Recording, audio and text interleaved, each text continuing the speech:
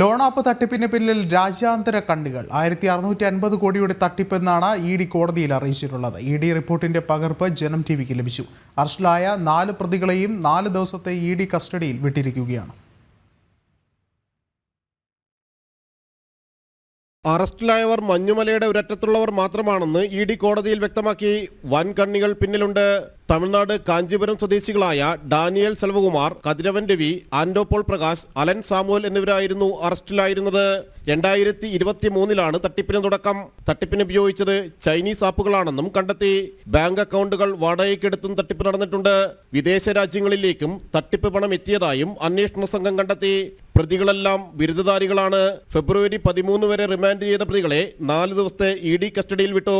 തട്ടിപ്പ് പണം എത്തിയത് US, ചൈന, സിംഗപ്പൂർ തുടങ്ങിയ രാജ്യങ്ങളിലേക്കാണ്. വായ്പയെടുത്തവരുടെ ചിത്രങ്ങൾ മോർഫ് ചെയ്തും ഭീഷണിപ്പെടുത്തിയിട്ടുണ്ട്. കേരളത്തിലും ഹരിയാനയിലും അടക്കം തട്ടിപ്പ് നടന്ന കേസിൽ പോലീസും ക്രൈംബ്രാഞ്ചും രജിസ്റ്റർ ചെയ്ത 10 FIRകളിലാണ് ECIR രജിസ്റ്റർ ചെയ്ത് ഇഡി അന്വേഷണം നടത്തുന്നത്.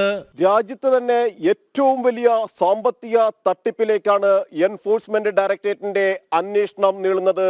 1650 കോടി രൂപയുടെ തട്ടിപ്പ്.